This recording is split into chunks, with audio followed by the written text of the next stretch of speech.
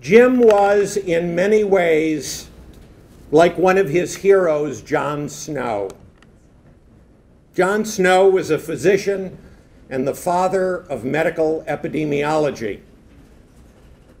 Many of you will recall that John Snow, in 1854, investigated the London cholera outbreak. He plotted each case on a street map and saw that all the cases clustered around the Broad Street water pump. He then removed the pump handle, and the cholera epidemic ended.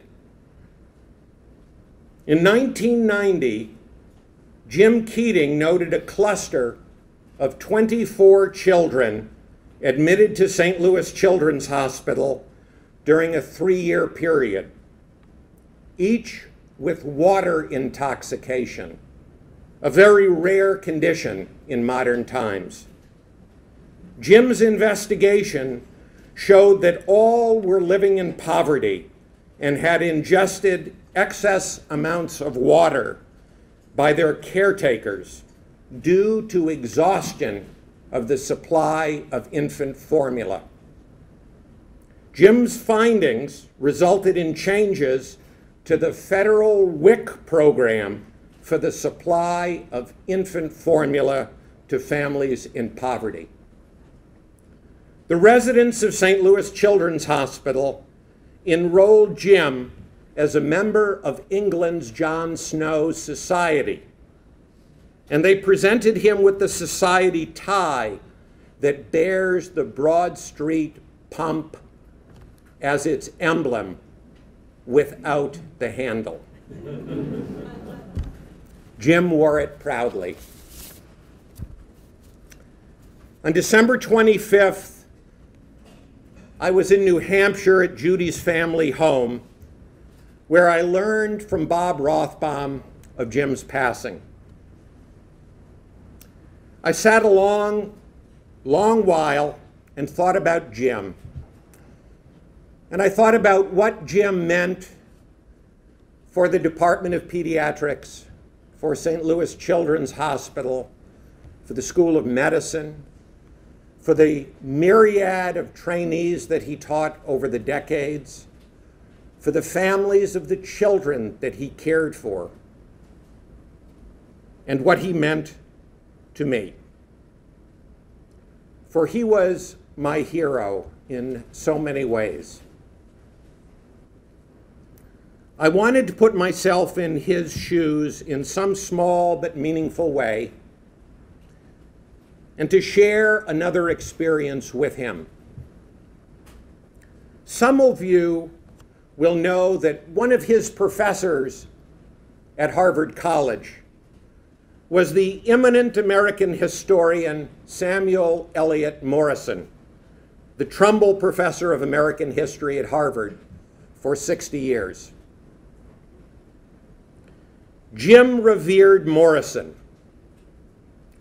for when it was clear that the U.S. would enter World War II, Morison, a sailor and a naval aficionado, went to see President Franklin Roosevelt, and he volunteered to take a leave from Harvard if Roosevelt, a former assistant Secretary of the Navy, would appoint him, Morison, to write the official history of the U.S. Navy in World War II, as well as provide Morison with a commission in the U.S. Naval Reserve.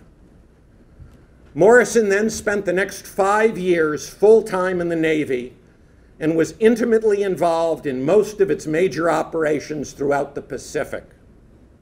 He retired as a rear admiral, and over the next many years, Morison wrote, back at Harvard, the 15-volume, 7,000-page official history of the U.S. naval operations in World War II. Jim read the entire 15 volumes decades ago. Upon his retirement 2 years ago, Jim told me that he was going to reread all of Morison's 15 volumes. And when I visited him in North Carolina just over a year ago, he was reading them. So that day last December, I ordered Volume 1, The Battle of the Atlantic.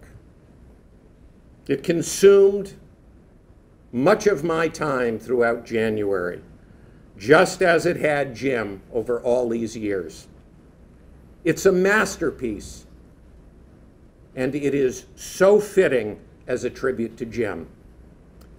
Jim, I only have 14 more to go. Larry Shapiro.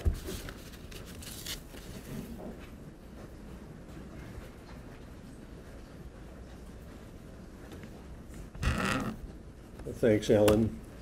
Thanks for the opportunity to speak this afternoon. There are so many who could. It's wonderful to see old friends here today, or I should say friends of long duration, but people who have come from all over the country as a testament to the impact that Jim Keating had on all of us throughout our training, in later years, as a colleague and as a friend. For my reminiscence, I want to start with the year 1969. I was beginning my third year as a medical student at WashU. The New York Jets and Joe Namath had just upset the Baltimore Colts in Super Bowl III. Richard Nixon succeeded Lyndon Johnson as president. Neil Armstrong walked on the moon, and I met Jim Keating. It was a heady time at St. Louis Children's Hospital. Phil Dodge had arrived in 1967, and the hospital and the department were undergoing a renaissance. Phil had recruited Arthur Prensky, Darryl DeVivo, Marv Fishman, Ralph Feigen, and so many others. And there were still stalwarts who were members of the Children's Hospital staff and the Washington U faculty, like Teresa Vietti and David Goldring, and like Jesse Turnberg. But Phil needed a chief resident who could whip the residency program and the care of the hospital into shape. And he turned to Jim Keating, who had been a resident of Boston City and at the MGH, and then volunteered to go to Vietnam before he continued his training. Jim was in his second year as chief resident, a position that some would suggest that he actually held for the next 44 years. As a third-year student, I was welcomed into this company, and I was hooked. I did multiple pediatric electives, then became an intern and a resident at Children's Hospital. Memories include watching Phil Dodge perform a detailed neurological exam on a young child in the era before any sophisticated neuroimaging, and exactly predicting the anatomic correlates of her disease process. I vividly remember Feigen rounds on Saturday mornings, where I committed to memory the 48 causes of neonatal jaundice. But most of all, I remember learning how to be a doctor from Jim. Jim was simply the most complete, talented, and caring physician that I have known in now nearly 50 years in this business. Jim absolutely demanded the best from everyone that worked with or near him, but he demanded no less of himself. In those early years, you would find Jim in the hospital at all hours of the day and night, and he was everywhere, on the wards, in the ICU, and in the nursery. As others will note, Jim had an insatiable curiosity. He read everything, not just naval history, but everything pertinent to the care of his patients, and he always wanted to bring the most up-to-date information possible to bear on each case.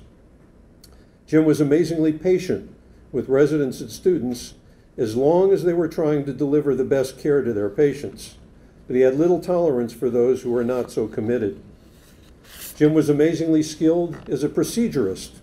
He could start an IV in the smallest baby, quickly insert a CVP line or an arterial line for monitoring, or intubate a child in respiratory distress. When there was an emergent situation, Jim was the guy you wanted there, who would stay cool, focused, and get the job done. The house staff was smaller in those days, but each morning we would gather for residence report, which many in the room remember and experience.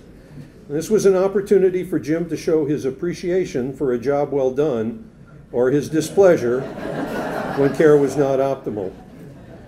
I know that some feared the wrath of Keating, but after a time, I think we all came to realize that he was trying to make us the best that we could be. One thing for sure, we all quickly learned to come to rounds prepared, even if we needed to stay up all night to do so. But Jim had a very warm side as well. He cared about his residents. He stayed in touch with them. During the many years after I left Children's Hospital and before returning to Washington University, I would see Jim from time to time at meetings of the pediatric academic societies. We would reminisce. He would tell me of the progress of patients that we had seen together years before, and he would express genuine interest and pleasure in the development of my career. The best part of these intermittent meetings was getting together for a beer, as we used to do in St. Louis on Friday afternoons at the so-called West End Society for Pediatric Research, convening at various bars in Dogtown. Some of you remember this. Jim loved the diagnostic dilemma as a challenge, and it was clear that he derived pleasure from solving these medical puzzles. This proclivity eventually led to his establishment of the Division of Diagnostic Medicine. He was perhaps the most astute clinician I ever encountered in pediatrics. But the solution of a diagnostic conundrum was never an end in itself. It was a means to help a child in need. Many years ago, when I was a resident, I was called with Jim to see a young girl with profound hypoglycemia. After a careful evaluation, Jim performed a liver biopsy and made a diagnosis of one of the first cases of glycogen storage disease type 1B.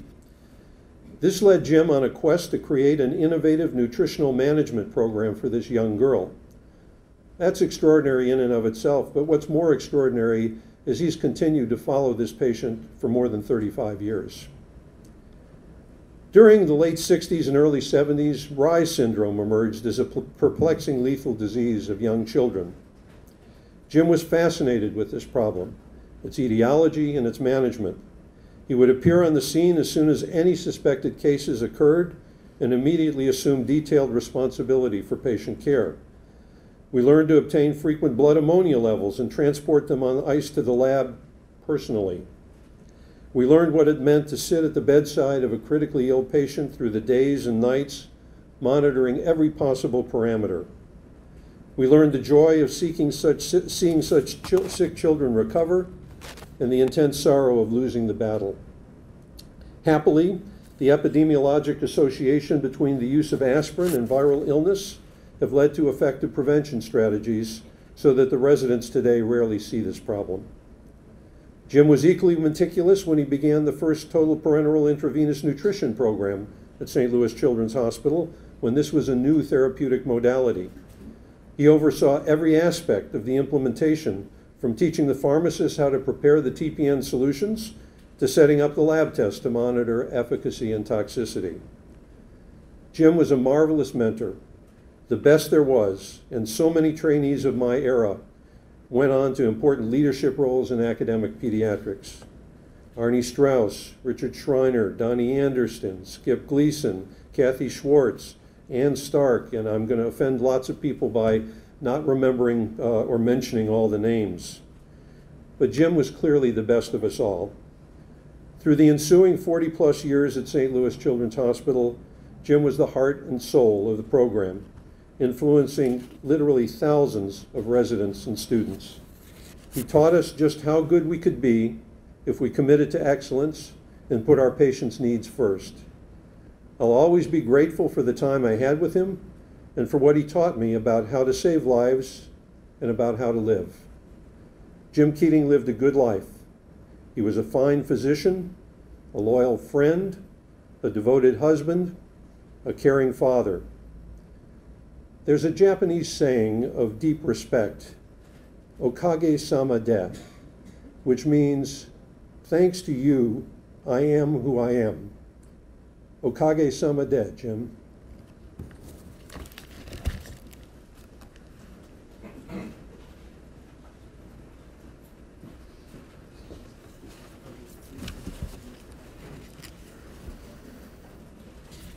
Susan, Amy, Tom, Jerry, Mary, friends, colleagues.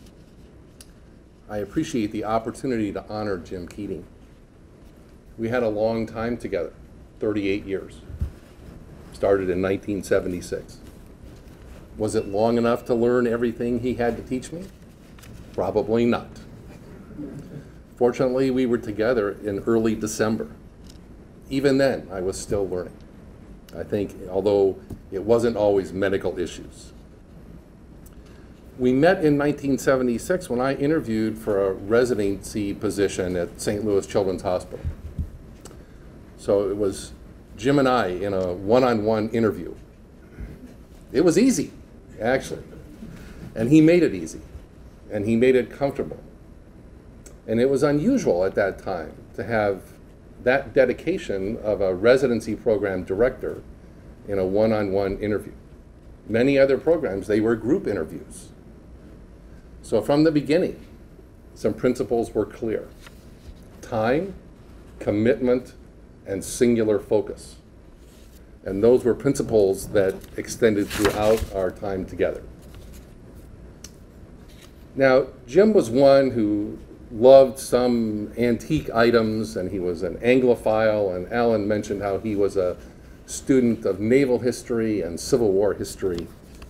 And I think one of the other things he loved was fountain pens. And a Mont Blanc was, you know, exquisite to him. And I thought for a long time, why was this? You know, because there were clearly writing instruments that were faster and neater. But I think it was a tool for him because to use it, you had to write more cautiously. You had to write more carefully.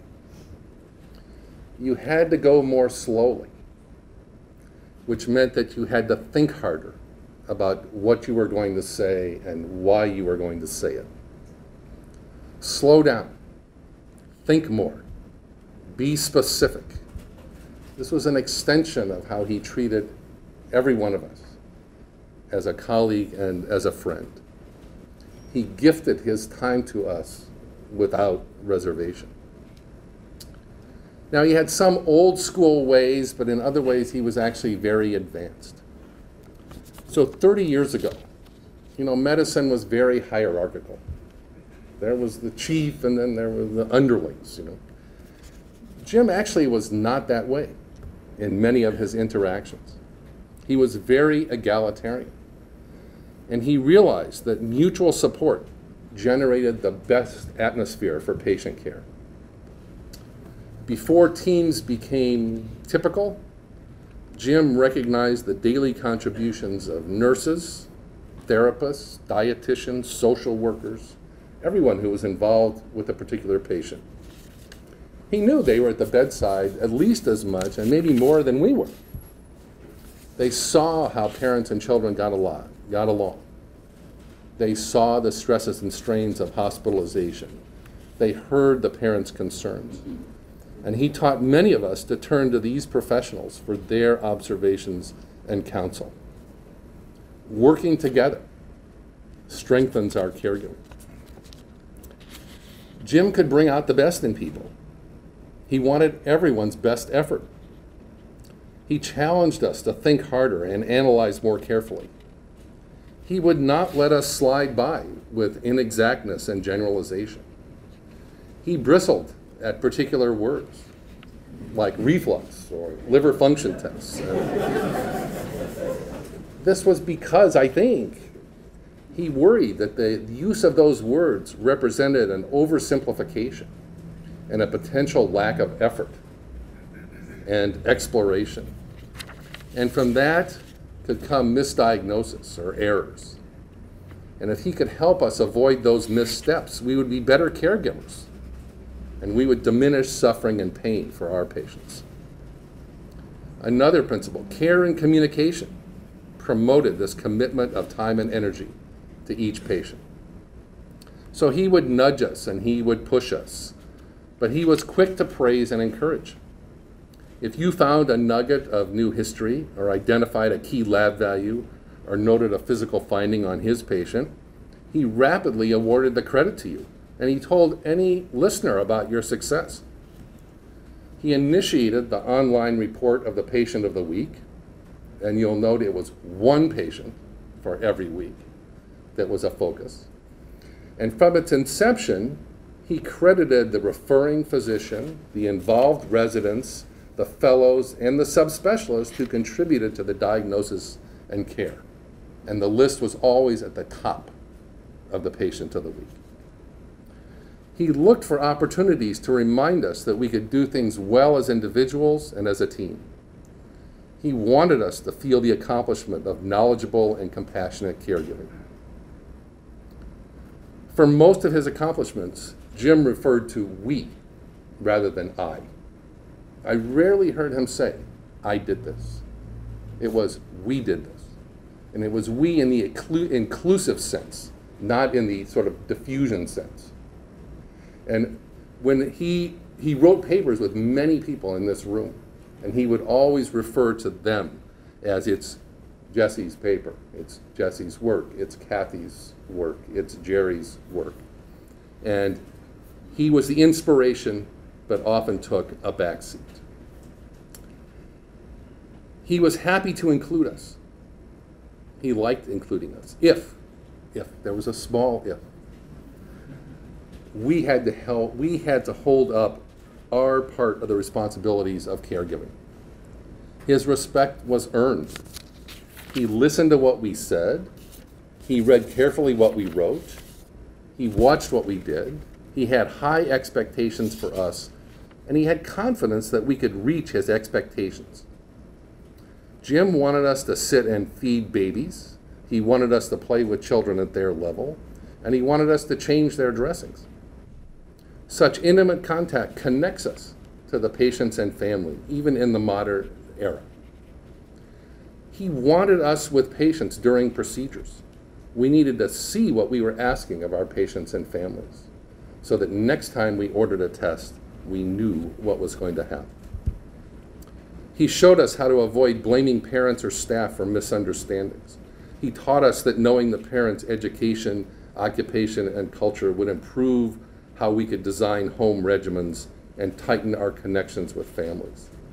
He wanted us to be courageous enough to say no more, and to be constant to a family during the ordeal of a terminal illness. Presence signifies caring, and often courage. Jim was a critical thinker. He had a special ability to analyze problems from different perspectives and to see through the eyes and experience of others. He also experienced the place of others. He was in the farmlands of Illinois. He was in the sewers of University City and the WIC offices of St. Louis. He wanted to observe how reported events might have happened. He did not make assumptions about how it happened. Sometimes, when you were talking with him, you had the idea that he was arguing a point in the opposite direction than he had done the week before. And you weren't sure who was confused. He was just trying to get us to think. Jim was definitive, but not sarcastic. He did not make fun of others, just himself. He knew that he was often pushing us in challenging ways. He understood that we are fragile and sometimes slow to recover. As you have heard, Jim was and is inspirational. Memories and stories of him will newly motivate us to aspire to his goals for us. We thank Susan, Amy, and Tom and Jim's family for their sacrifices for us so that we could work with him. Your generosity with his time and energy helped us to become more promising people and more skilled caregivers. He had bursting pride in all of you. When we would visit, he would bring out many pictures and stories, and everlasting devotion to Susan. May you find solace in the goodness that he created, the warmth of his personal caregiving, the depth of his commitment to each family, and the inspiring principles of caregiving that he instilled in us. And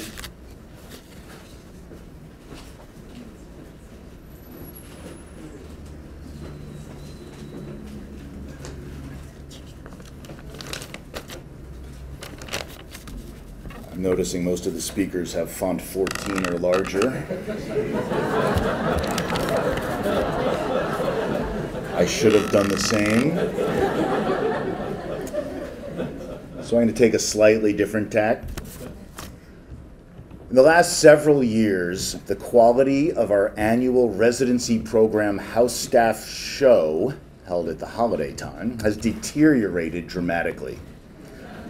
So much so that every July 1st, our chairman challenges the new interns to recapture the glory of our old skits. They fail every year. Not because they aren't as smart or as creative, but because of their choice of material. Too often they poke fun at one another, at the nurses, at the duty hours, or use it as a venue to complain about parking. But in the old days, and for many years thereafter, yeah, there it is, our skits, essentially all of our skits, and our songs, and our movies revolved around Jim. It was an attempt to sort of capture his larger-than-life persona, his larger-than-life effect upon us all. We paid him homage yearly, year after year, to his epic nature. We wrote and we sang songs with ample references to LFTs and required and bicarb and sed rates. Santa Claus is Coming to Town became JPK is Joining Your Rounds. We created a Keating dance. Some of you will recognize it. At Residence Report in the morning at the chalkboard, while waiting for you to answer, he would often shake his hips a little. Sometimes the leg would go up. We have hours of videotape of this. We actually portrayed him as classic protagonists or antagonists in several movies. We refilmed scenes from the movie Alien, with Jim playing the alien, of course. We were the interns on rounds, nervous, waiting for the alien to come around the corner and start attacking us or questioning us or teaching us, however you want to perceive that. We perceived it as all. We cast him as Hannibal Lecter in The Silence of the Lambs. I biopsied his liver with some fava beans. By the way, do you know the mechanism of the hemolytic anemia of favism? He became Jack Nicholson in The Shining, quizzing a young resident, played by Shelley Duvall herself, why she wanted to take Danny, their child, to see the doctor. The script, if you remember, was verbatim. We didn't have to write a word. In the Austin Powers movies, he was Dr. Evil, I was Mini-Me, a role I'm apparently still playing. And of course, we had him as any number of Marlon Brando characters, including the Godfather himself, Don Vito Corleone. And really, I think to sum it up, to us, he was the Godfather. I have a few stories. He didn't like descriptive words, a reliable historian. He would rather have you give an example that would allow us to conclude the historian was reliable. So I have 3 or 4 quick stories that I think demonstrate a little bit of, at least to me, how he served as my godfather. As an intern in the early 90s, I recall him finding me one post-call evening, about 5 p.m., to talk about a child I had admitted the night before with refusal to eat. I was just getting ready to leave, and I was completely unprepared for a big discussion, but we sat down and began reviewing my admission note. Jim thought my differential could be broadened a little, and he actually started doing it there in the chart with his fountain pen in slow script.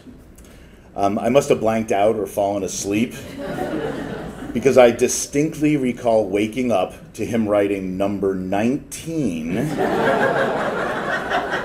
psychosocial dwarfism simulating pan-hypopituitarism, and asking me questions. Did the child drink from puddles? Did the child drink from toilet bowls? Did he steal food from strangers? And he wrote paragraph-long discussions of the pros and cons supporting each diagnosis in my now much longer admission note. It was 6:30 at that time, and I remember I thought he must have been talking for about an hour straight, and I'm sure I was asleep for the majority of it. All right, years went by. 1999, I started working with him in the diagnostics center, and I spent a lot of time learning from him with every patient, but I also started a game, I guess. I would try to stump him, diagnostically speaking. But I had a secret weapon. My wife worked at Barnes, and so I had many more cases with which to trick him. So I was excited one particular day. I came to the diagnostic center and I said, Jim, I've got it's an interesting case. There's a 23-year-old woman who's admitted with pancreatitis. And he looks at me and he's waiting for more story. And I said, she's losing a lot of her hair and her fingertips are tingly. And he had a twinkle in his eye, and that was his tell. I don't know who plays cards with me. He has a tell. He gets this twinkle in his eye when he knows the right answer, and he said, where's she getting the thallium? And I looked completely shocked because that was the right answer. She was getting poisoned with thallium. I said, how did you know? And he says, well, thaliosis is a common cause of acute pancreatitis. Wasn't on my list, I'm sorry. In 2002, I became Jim's assistant program director, and we traveled to one national meeting. He didn't like these national meetings. And we were sitting in the very back row of a presentation about a new evaluation tool. It was a feedback evaluation tool, and it was called peer evaluation.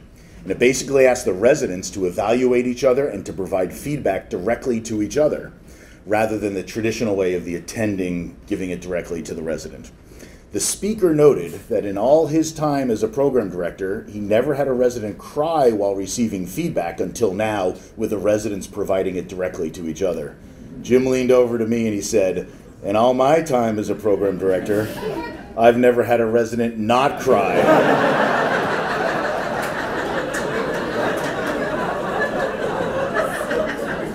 And then classically he said, he must be doing it wrong.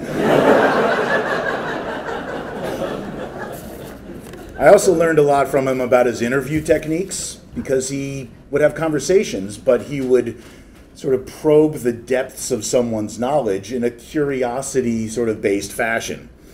One day I escorted a senior medical student to him for his interview with her, and he started the conversation benignly. So where are you from? She said, a small town in Kentucky called Paradise. And Jim said, is that near the Green River by any chance? And she said, it's on the Green River. Do you know how that river got its name? I could immediately see the adrenergic urticaria start to break out on her neck.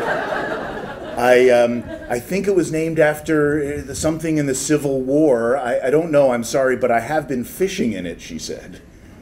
And Jim said, yes, it was named after Nathaniel Greene, a general in the Civil War, and he proceeded to launch into a little bit more education about some battles on the Green River.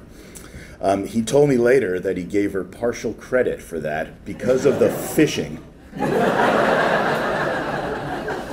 He liked the fact that you wouldn't just say no and give up, but that you could elaborate and address the issue at hand. They say that imitation is the sincerest form of flattery, a phrase Jim would have told you dates back to the biography of Marcus Aurelius. And while we have all been imitating and emulating Jim, both playfully in our house staff skits and in real life on the wards, I think we keep him in mind as we practice this true sentiment. Our collective thoughts, our actions, our notes, our conversations, our practice of medicine have really been becoming the practice of being Jim Keating. Thank you.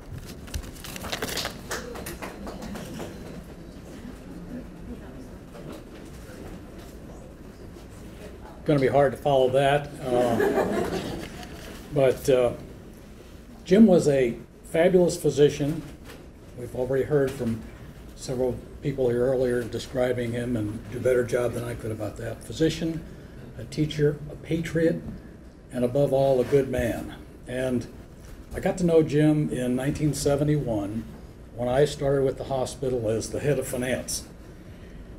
And I was in the second tier of management with 6 other people, and we developed a process of calling our upper management by their initials. And the head of the hospital was C. Alvin Toland, so he became CAT. And then the hospital executive director was Lynn Bruce Perkins, and so he was LBP. Over on the Department of Pediatrics side, we had Philip Rogers Dodge, I think it was PRD, and then there was James Peter Keating. So first time I've heard JPK, but he was always JPK to us. So JPK was a fabulous physician, and as I tried to anticipate speaking here this evening, trying to come up with the right superlative, world class, the kind of pediatrician that you would want to care for your child if your child had an undiagnosed condition. But I gave up, and I finally decided that the real report card for JPK was the fact that he served 3 consecutive Department of Pediatrics chairmen as kind of a indispensable member of their staff, starting with Dr. Philip Dodge in the late 60s, on through Harvey Colton, and then up to our latest chairman, Alan Swartz. To me, that's the real report card of the kind of physician Jim was, with me trying to come up with some special superlative answer. One day, as a member of the financial staff, I had an opportunity to meet with another spectacular physician at the hospital, Teresa Vietti. And as a young fiscal person, I guess she was trying to figure out a little bit about where I was coming from. She was a fabulous person. And I was in her office sitting across the desk, and she questioned me as to what the most important mission of the hospital was. And I said, taking care of children. We're a children's hospital. And she said, no, Ted, teaching is the most important role, because by teaching nurses and doctors and other healthcare professionals, we treat many more kids all around the country, not just the ones in the hospital. So JPK was, as Andrew talked about, a world-class teacher, and through his efforts as house staff training director has taught hundreds of thousands of physicians that are taking care of patients all around the world.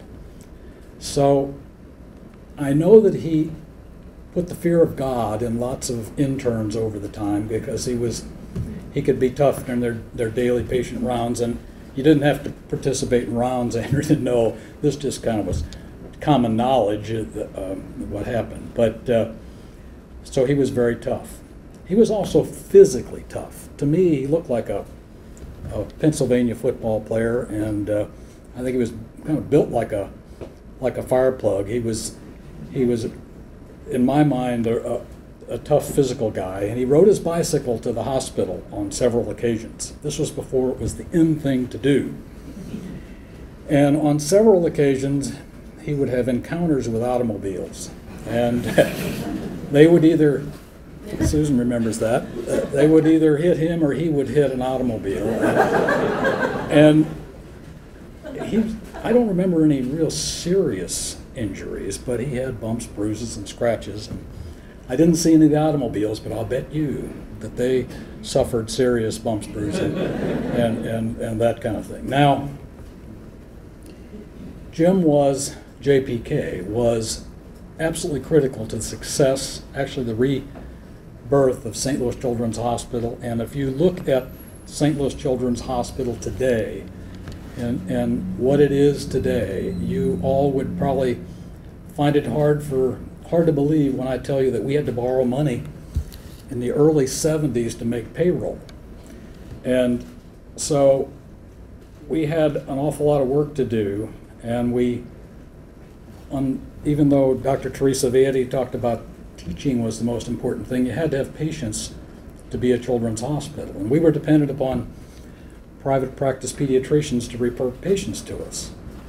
And Jim, JPK, I believe, was one of the most critical factors in making St. Louis Children's Hospital attractive to private practice pediatricians and to other physicians around the state, around the region, around the country. I don't want to take anything away from the other doctors, surgeons, and nurses, fabulous nurses, but I believe that what we see today at 400 South Kings Highway and around this city has a whole lot to say about JPK and his ability to bring up excellence and to really make a children's hospital. Now every month I meet with two guys that I worked with in the finance part of the hospital, and I'll say their names because some of you might remember them, Mike Wooler and Ron Moorfeld, very important guys. We meet every month at the Breadco to solve world problems. And obviously we have a lot of work to do, but a couple months ago I mentioned to Ron and Mike that JPK had passed away. And it was almost like a recording on your telephone when it was just automatic. When both of them said at the same time, "What a nice man." And it had to do with all of his important things to do and as serious as he was and all the issues. He always had time to say hello, to smile, to talk to people. And no matter where you fit on the totem pole of importance, it didn't matter. He was always pleasant and a good man. Now I am pleased and honored to be here and be part of this tonight, but I'll close by saying that I'm honored and blessed to have known JPK, a world-class physician, teacher, a patriot, and above all, a good man.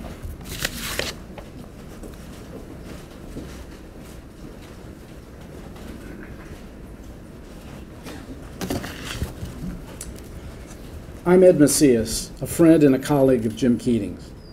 As University Provost, I was indirectly Jim's boss, but that's not why I'm here today. Today I want to talk about Jim as a family man and as a poker player. The Keating family lived on the same block as the Macias family, the 6900 block of Waterman in Ames Place, University City. That was a very happy and cohesive neighborhood, and the Keatings were an important part of the block. I think many of us make some of our closest friends in adulthood because of our kids.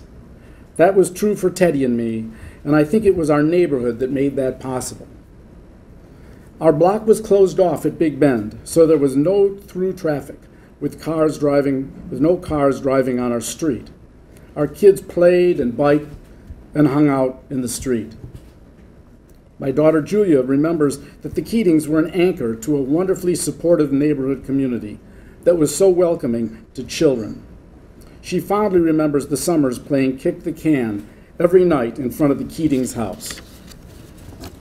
Another vivid memory is Halloween, when the person answering the door at the Keatings' house was a very scary witch with all kinds of treats for the trick-or-treaters. Of course, the witch was Susan, while Jim accompanied Amy and Tommy as they went to neighbors to collect their Halloween goodies. Jim and Susan and Amy and Tom were an important part of our family's life for many years, and they were part of a wonderfully warm and friendly group of neighborhood friends with kids roughly the same age. We have photos of Tommy Keating with my son Matt and Dan Bomsey on their decorated bikes in preparation for the annual Ames Place 4th of July parade. We also have a picture of Amy Keating and Jennifer Bomsey twirling hula hoops, leading the parade as drum majorettes. The kids in these pictures were all under 10 years old, and those were wonderful times. Now about Jim as a poker player. To do that, let me tell you about the Wednesday Poker Group, a talented group of professional guys who are mostly neighbors, but very amateur poker players. Our group started playing poker over 25 years ago. Jim joined in the second half of that time. Most of the guys were either one-time residents of the 6900 block of Waterman or nearby neighbors.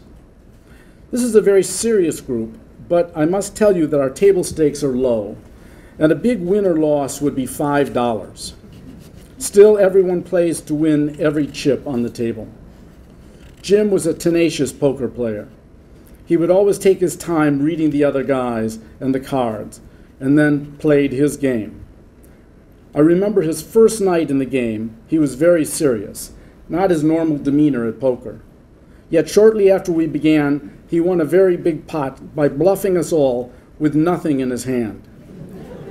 From that point on, I knew there was more to Jim than just doctoring. As serious as some of us were about poker, we still had lots of time to talk about non-poker issues. I guess life issues. This meant kids and family, jobs, but not too much of that, politics, lots of that, and recent trips and discoveries. Pat McCauley remembers when Jim described with great enthusiasm his visit to the London water pump which John Snow identified as the source of the cholera outbreak in the middle of the 19th century. Alan has already mentioned. Jim seemed pleased to have had the chance to make that sort of personal connection to the history of medicine. Jim was a real regular at our games. For Jim to miss a poker game took a really big conflict. He was very apologetic when he told our group that he would miss our next game because that was the night of the installation of the first holder of the James P. Keating Endowed Professorship. We all quickly agreed that this was an excellent reason and we were happy to excuse him from the next game. Sometimes guys have a hard time being close with other male friends. This poker group made that kind of closeness possible. Jim was a good friend, always wanting to know how each of us was doing and always willing to help as needed.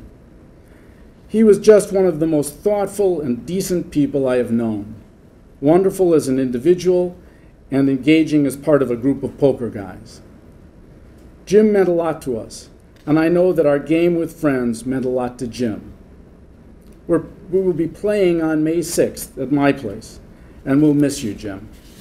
Thank you.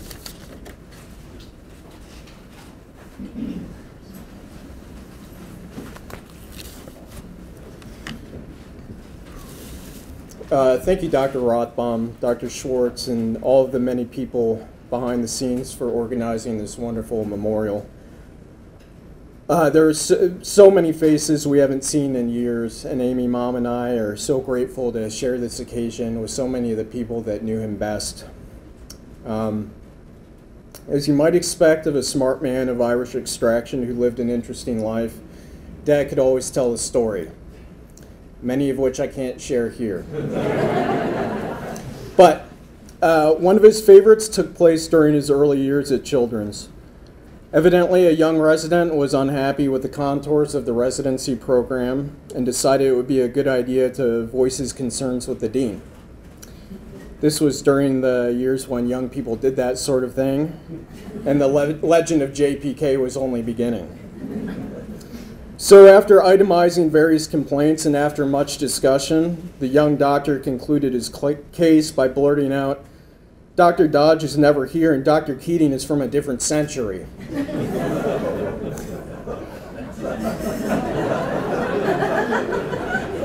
Oddly, Dad took it both as a compliment and an endorsement of his methods. He then went on to tell me about the days of the Iron Men in medicine and wistfully remembered the time he was so exhausted during his own residency that his whole body started shaking from fatigue and anxiety. I think it was around this time that I decided to go to law school. But I told him I thought also he may have been missing the point. Nonetheless, I think the young resident was onto something, probably in a different way from what he intended. My dad wasn't from a different century, obviously, but his wisdom and kindness always had a timeless quality for me. Certainly because he was my dad, but also because his decency was so true, his compassion was so great, and his intelligence was so remarkable, even startling all of us that lived with him at times, that his character wasn't just a product of another century, but really felt ageless and somewhat mysterious at times. I know some of you have felt the same way, because over the years, people would periodically corner Amy or I while we were passing hors d'oeuvres at a Keating house staff party and ask what Dad was like at home, or what made him tick, or once or twice, what the story was regarding his deep fondness for a well-made fountain pen. But the truth is, although he could be reticent when it came to himself, and nothing made him more uncomfortable than the high praise or gratitude that he often received, Dad was truly an open book. This was confirmed by a letter that the two of us discovered last Thanksgiving. We had a chance to sit down together and organize some mementos that I had never seen before, and which I think his natural humility had kept in a box over the decades. We came across a letter of recommendation written for him by a professor when he was a senior in college and when he was just beginning his journey to medicine and ultimately St. Louis, WashU, and Children's. I think it captures much of who he was then and who he always was. And it reads as follows. James B. Keating is the second of 4 children of a foreman at a Pittsburgh steel mill who was killed when the son was 13. His mother's a high school Latin teacher. His older sister has recently gone on to become a teacher. There are twin younger brothers, one of whom is now at college in West Virginia. When I expressed admiration for his mother's accomplishment, the son assented with a grateful smile. He entered Harvard from a Catholic school in Pittsburgh with a good scholastic score, a high mathematical score with good reading scores. He had a job at a local boys club, which he has maintained throughout his college years. And the comment of the tough-minded man at the scholarship office who saw him as a freshman is worth quoting. This is a really delightful boy. A football player, he is bright, modest, responsible, with a fine sense of humor and great charm. He plans to go to medical school, but enjoys his humanities courses so much that he's thinking of majoring in the humanities and taking only the minimum courses for medical school. He works at the Roxbury Boys Club and seems to be handling some tough kids very well. I was much impressed by what he told of his problems on this job and by his modesty and humor in describing how he dealt with them. He was the starting guard of last year's college team until tearing the ligaments in his knee, yet he has returned as starting guard of this year's team. I remember saying to him last year that as a hostess is supposed to sleep in the guest room beds to which she proposes to invite guests, so a future doctor could well give up football for a bout in the hospital. But in fact, he has rallied from his disappointment and gives all the signs of continuing his confident progress this year. Here, if I've ever seen one, is the Roman centurion destined to become a general. Indeed, one of those generals that the late Romans had a habit of making emperors. It helps to have a classics professor write your recommendations.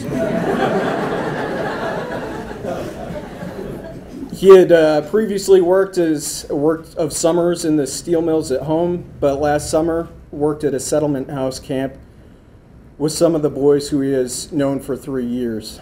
These associations have clearly come to mean a good deal to him, and one can imagine what he has meant to the boys. I have nothing but respect and affection for this admirable man who has quietly met and conquered inner and outer obstacles, and who on every human ground has strong claims on any medical school. He knows the hard path and has the stamina that it asks, but his quiet voice and quick smile that relieves his reserve describe the gentleness within. This is as nice and as strong a man as we have, and I recommend him cordially.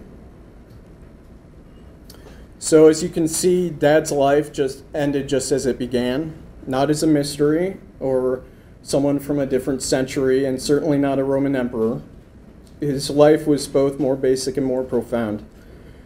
He was simply a kind and generous and brilliant man who decided it would be best to spend his life trying to teach and help other people. One more thing. Amy, Mom, and I have been touched by all the kind letters and emails and phone calls since Dad died. One of the things that many people mentioned was their sadness and even anxiety that JBK would no longer be on the other end of the phone in times of trouble, and that many of you wish you could make one more phone call. All of your phone calls were sort of the background noise of my childhood and adolescence. First on our old rotary phone, then on Dad's old beeper, then on that enormous car phone he had for a while. And on occasion, I would be the one answering the phone before handing it off to Dad, often in the wee hours of the night. And I would wonder about the nervous voices on the other end of the line and what type of guidance or comfort or advice Dad was giving in the midst of a crisis. And then years later, it was me, calling from the far side of the world, anxious, exhausted, trying to do my best, making a call to the wisest man I've ever known. And I know what he would say if you had one more call, because he said it all the time. He would say how proud he was and how honored he was to have spent so much of his life with such remarkable people. He would say that he learned more from you than he ever taught, and he would say he loved you all.